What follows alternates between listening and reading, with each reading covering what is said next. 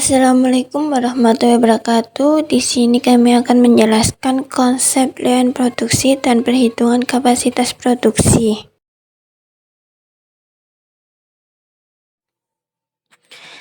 Meningkatkan nilai konsumen. Implementasi konsep layan produksi.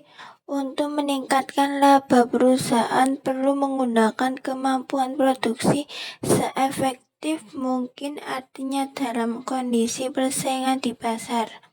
Satu-satunya cara bagi perusahaan untuk bertahan adalah dengan mengatur tingkat biayanya yang dijelaskan oleh ketergantungan keuntungan maksimum, harga maksimum, dan tingkat biaya.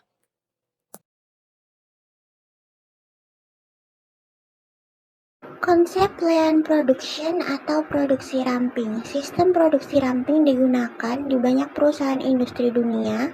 Pabrikan global telah bekerja di bawah sistem produksi ramping selama lebih dari 20 tahun, meningkatkan profitabilitas mereka dari tahun ke tahun.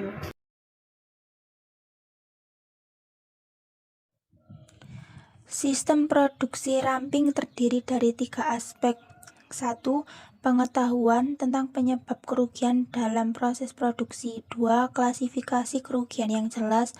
3. Cara menghilangkan kerugian. Langkah pertama dan terpenting dalam menerapkan sistem produksi ramping adalah memahami apa yang berharga bagi pelanggan, kualitas kerja, kecepatan pelaksanaannya, atau lainnya.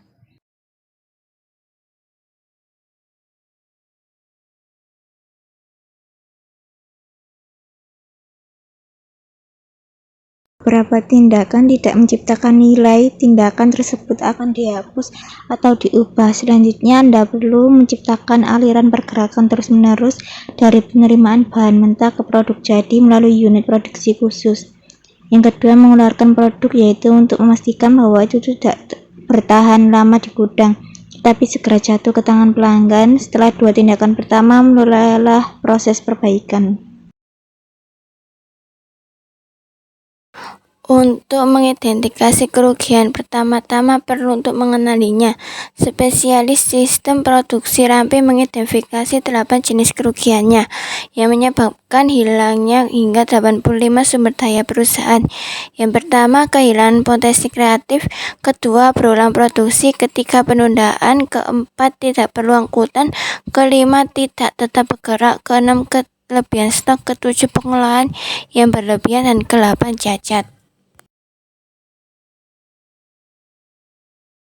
Kaizen adalah suatu metode praktis yang berfokus pada tindakan perbaikan menuju ke arah yang lebih baik dari sebelumnya dalam menjalankan proses operasional di bidang manufaktur, engineering, development, maupun business management. Keuntungan dari Kaizen untuk perusahaan adalah sebagai berikut. Yang pertama, pengurangan biaya tersembunyi. Yang kedua, meningkatkan pangsa pekerjaan. Yang ketiga, menyediakan dengan cepat dan aktif.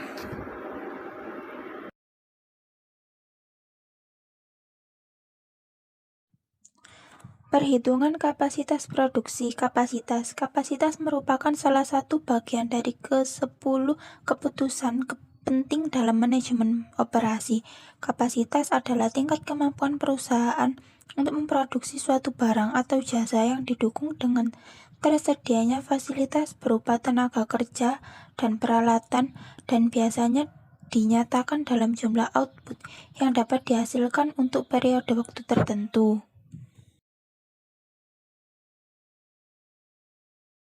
Waktu dalam kapasitas, yaitu kapasitas desain atau desain capacity, menunjukkan output maksimum pada kondisi ideal di mana tidak terdapat konflik penjadwalan, tidak ada produk yang rusak atau cacat, perawatan hanya rutin, dan sebagainya. Yang kedua, kapasitas efektif atau effective capacity menunjukkan output maksimum pada tingkat operasi tertentu. Pada umumnya, kapasitas efektif lebih rendah daripada kapasitas desain. Yang ketiga, keluaran aktual atau actual output menunjukkan output nyata yang dapat dihasilkan oleh fasilitas produksi. Kapasitas aktual sedapat mungkin harus diusahakan sama dengan kapasitas efektif.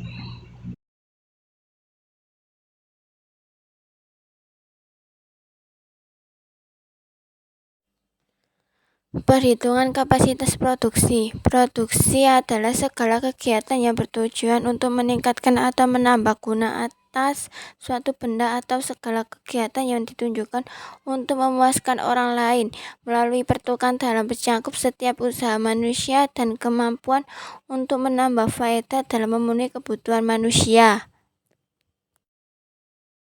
Fungsi produksi. Pada dasarnya, fungsi dasar yang harus dipenuhi oleh aktivitas perencanaan dan pengendalian produksi adalah meramalkan permintaan produk yang dinyatakan dalam jumlah produk sebagai fungsi dari waktu, yaitu yang pertama menetapkan jumlah dan saat pemesan bahan baku serta komponen secara ekonomis dan terpadu. Yang kedua, menetapkan keseimbangan secara tingkat kebutuhan produksi, teknik pemenuhan pesanan, serta monitor tingkat persediaan produk jadi setiap saat, membandingkannya dengan rencana persediaan dan melakukan revisi atas rencana produksi pada saat yang ditentukan. Serta yang ketiga, membuat jadwal produksi, penugasan, pembebanan mesin, dan tenaga kerja yang terperinci sesuai dengan ketersediaan kapasitas dan fluktuasi permintaan pada suatu periode.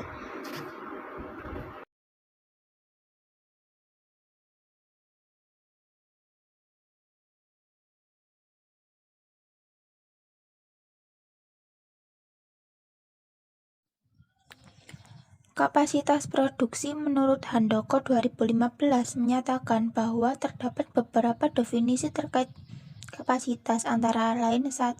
Design capacity, yaitu tingkat keluaran persatuan waktu dalam perencanaan awal pabrik. 2. Rated capacity, yaitu tingkat keluaran persatuan waktu yang menunjukkan bahwa fasilitas secara teoretik mempunyai kemampuan produksinya. 3. Standard capacity, yaitu tingkat keluaran persatuan waktu yang ditetapkan sebagai sasaran pengoperasian bagi manajemen, supervisor, dan operator mesin sebagai dasar bagi penyusunan anggaran. 4. Actual atau operating capacity, yaitu tingkat keluaran rata-rata persatuan waktu selama periode waktu yang telah lalu. 5. Peak up capacity, yaitu keluaran persatuan waktu yang dapat dicapai melalui maksimalisasi keluaran dan akan memungkinkan melakukan dengan kerja lembur, menambah tenaga kerja, menghapus penundaan, mengurangi jam istirahat, dan sebagainya.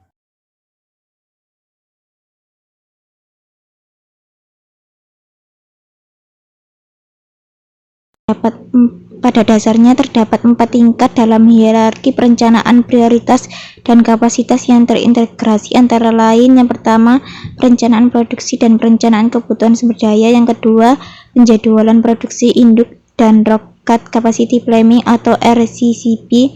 Yang ketiga, perencanaan kebutuhan material dan perencanaan kebutuhan kapasitas. Dan yang keempat, pengendalian aktivitas produksi dan pengendalian input-output serta operation sequencing. Langkah-langkah dalam perencanaan produksi dan operasi. Langkah-langkah pokok dalam membuat suatu rencana adalah sebagai berikut. Yang pertama, menentukan tujuan yang akan dicapai. Kedua, menentukan kedudukan perusahaan dalam berkaitan dengan tujuan yang hendak dicapai. Ketiga, menentukan faktor-faktor yang mendukung dan yang menghambat tercapainya tujuan tersebut. Keempat, merumuskan kegiatan yang harus dilaksanakan guna memperoleh perencanaan yang efektif. Harus dipastikan bahwa keengganan dalam merumuskan tujuan dapat dihindari.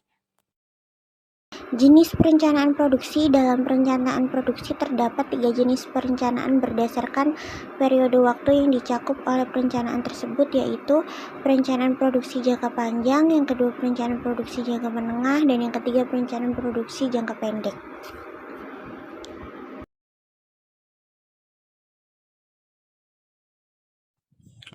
Perhitungan kapasitas produksi. Adapun perhitungan kapasitas produksi menurut Tasman berikut. 1. Peramalan. 2. Pengukuran waktu kerja. Secara umum, teknik-teknik pengukuran waktu kerja dapat dikelompokkan atas 2 kelompok besar. Yang pertama, pengukuran waktu kerja secara langsung. Yang kedua, pengukuran waktu kerja secara tidak langsung. 3. Raw capacity planning.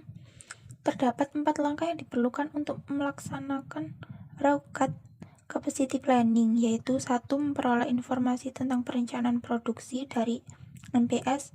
2. Memperoleh informasi tentang struktur produksi dan waktu tunggu lead times. 3. Menentukan bill of resort. 4. Menghitung kebutuhan sumber daya spesifik dan membuat laporan RCCP. Teknik-teknik dalam penerapan RCCP yaitu yang pertama, Capacity Planning Using Overall Factors atau CPOF. CPOF merupakan perencanaan yang relatif kasar dengan input yang diperlukan seperti MPS, waktu total pabrik yang diperlukan untuk memproduksi satu part tertentu, dan proporsi historis yakni perbandingan antar stasiun kerja mengenai kapasitas produksi pada waktu tertentu. Yang kedua, Bill of Labor Approach atau BOL didefinisikan sebagai suatu daftar yang berisi jumlah tenaga kerja yang dibutuhkan untuk memproduksi suatu item. Yang ketiga, Resource Profile Approach. Pendekatan ini juga menggunakan data waktu baku. Selain itu, membutuhkan pula data lead time yang diperlukan pada stasiun-stasiun kerja tertentu.